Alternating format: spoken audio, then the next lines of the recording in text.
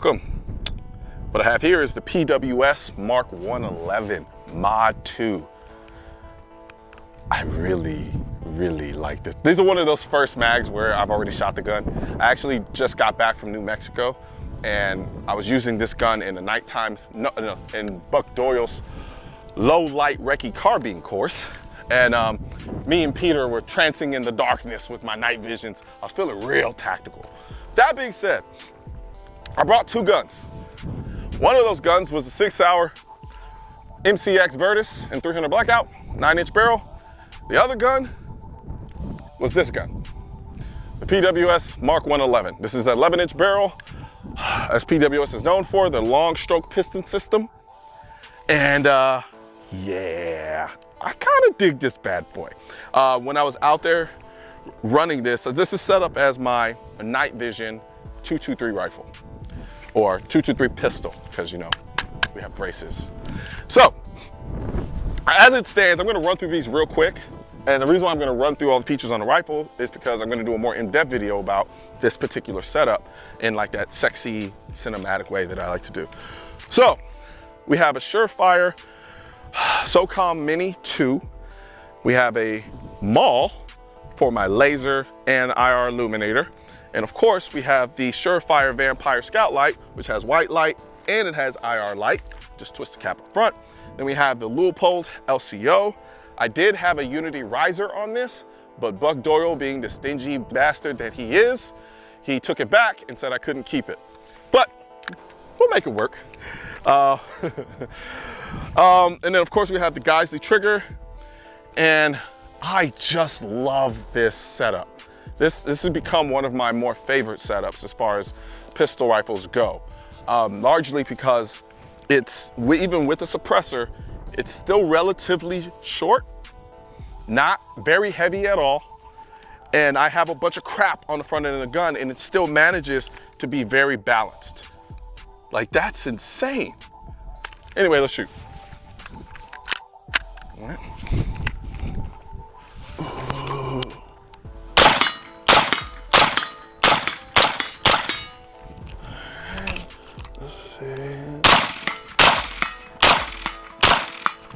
Real quick, a ton of people are constantly asking me, Colion Noir, why do you shoot like this with your thumb on the side of the gun? It is a technique that I learned, that I picked up from Buck. Buck did not invent this technique, I just picked it up from him after taking a course with him a couple years ago.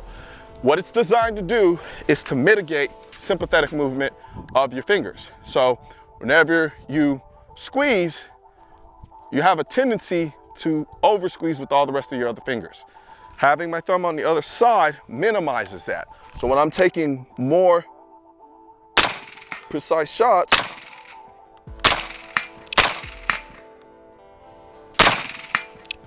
it allows me to isolate this trigger finger without having it being interrupted with the sympathetic actions of my thumbs and my other fingers, all right? So now, is it really necessary? No, it's not. However, I like doing it because I felt like it freed up my trigger finger just enough for me to maintain the proper trigger press on the actual trigger. So it is a personal preference for me. So sometimes you'll see me do this, and sometimes you'll see me do this. So sometimes you'll see me come here, and then I'll switch targets, and then switch over. And the reason I'm doing that is because I'm generally shooting at a target that's a lot further than the target I was shooting at before. And so I'll switch over in order to kind of really fine tune the precision and the trigger press that I need to make the shot. I kind of do the same thing with handguns. The only difference is I kind of change my grip ever so slightly when I'm shooting long distance with a handgun, because I don't need to bear down on the gun because I'm not shooting fast, so I don't need to mitigate recoil.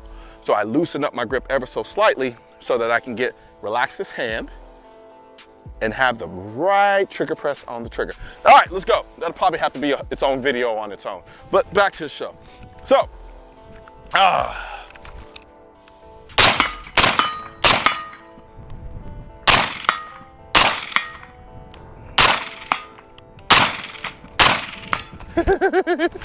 okay, So with this particular gun, the reason why I love PWS, especially for suppressed rifles, because it is a long stroke piston system, you don't get a lot of gas being thrown back in your face as you do with some direct impingement guns.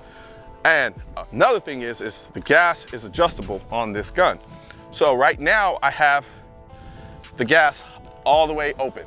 I don't know if you'll be able to see that, but what it allows me to do when it's all the way open, that lets all the gas go, do what it does.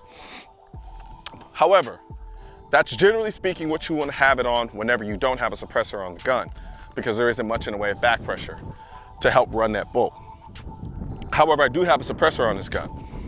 And even though I have a suppressor on this gun, I still have it wide open.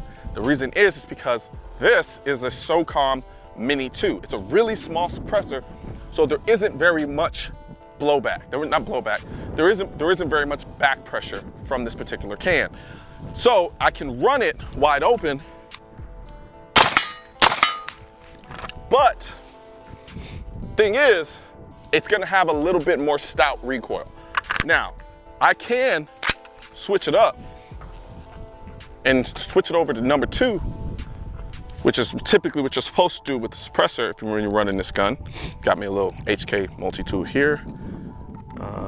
Let's see. Bear with me, guys, my allergies are going nuts. So, now, what should happen is this gun should recoil a lot lighter. It shouldn't be as stout as it was before because there isn't that much gas coming through, and the back pressure from this should still be able to run the cycle of the bolt. But there's a reason why I don't have it on 2, and you'll see here in a second.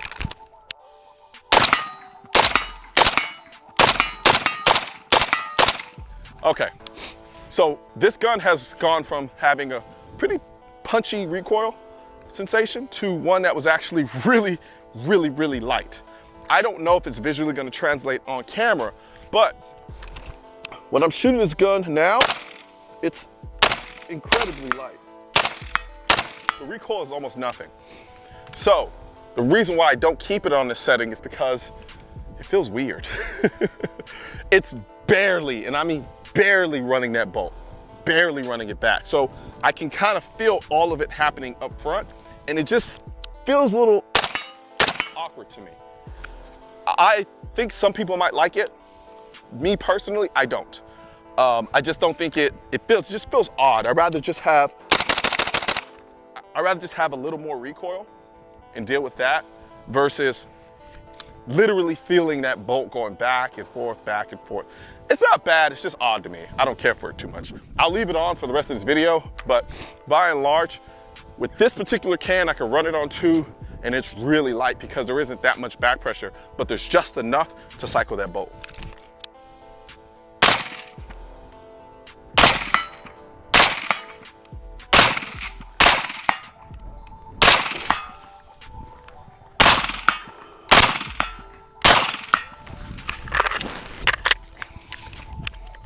So,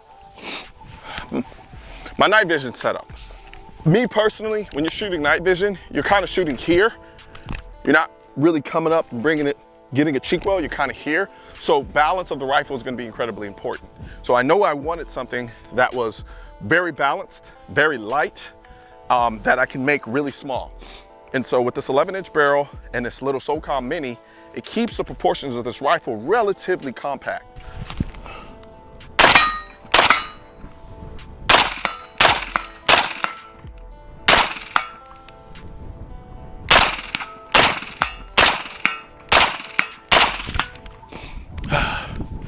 So I have this Geisley trigger on this gun that I absolutely love.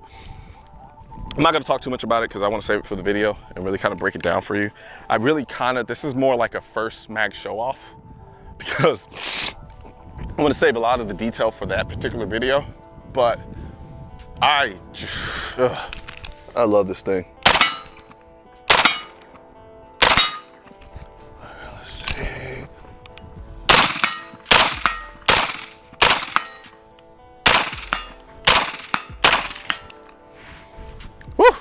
Yeah, me and this thing have a little bit of a relationship.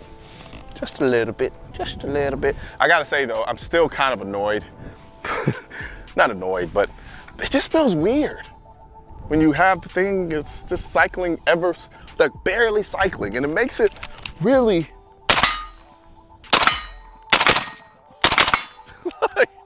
I can run the fuck out of this thing as fast as I want, but man. So there you have it. PWS Mark 111.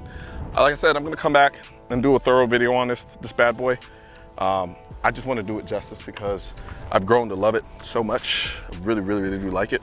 And I feel the same way about my MCX Virtus for other reasons. But this really held me down in the internet course.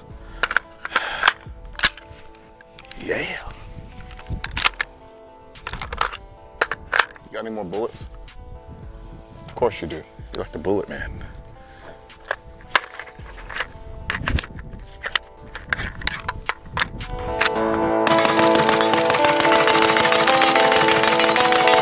(1835) in Texas, soon after a weapons confiscation request, the ladies of the settlement hastily made a flag to fly over a cannon being requested to be confiscated. The flag featured a black cannon in the center, the words "come and take it" below, and one star above the requested weapon to be confiscated, representing the Lone Star State. Today, there was another growing gun confiscation request in all 50 of our states requesting to confiscate our AR-15s. We want the government to know what would happen if they tyrannically passed their so-called assault weapons ban. "I will not comply" is a symbolization of defiance against politicians, anti-gunners, and any other tyrannical entity looking to deprive you or your Second Amendment right as put forth in the Constitution of the United States. All right, now we have the performance mask at shop.mrcolionnoir.com. And no, these aren't the masks that suffocate you to death. You can breathe in this mask. It's lightweight material, very high quality. You know how I do. I'm sure the YouTube algorithm is gonna do a phenomenal job of suppressing this message. So please share this video with as many people as you can so we can beat the algorithm and get our two-way message out to the masses. Also, don't forget to like this video and leave a comment and hit the bell and subscribe button. If you're looking for where to purchase your Defund Gun Control shirts, hats, and drinkware, there's a link in the description section of this video.